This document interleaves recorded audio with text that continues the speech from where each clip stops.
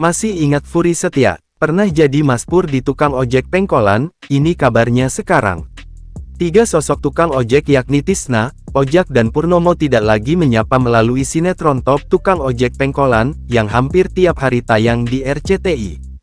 Sinetron Top yang sudah tayang selama 8 tahun sejak tanggal 25 April tahun 2015 itu berakhir pada episode ke-3522.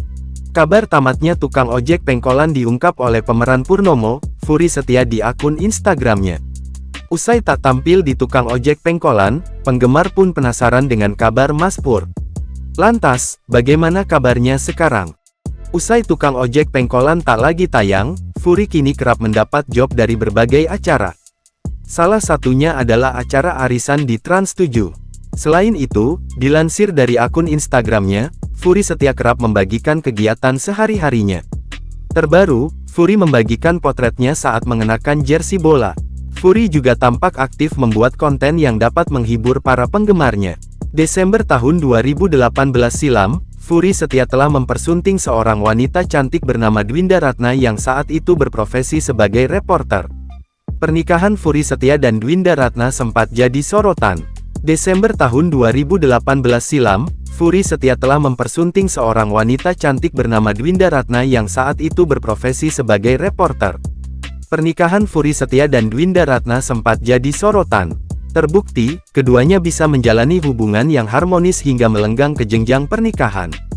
Meski punya selisih usia yang cukup jauh, Fury dan Dwinda tetap saja terlihat serasi.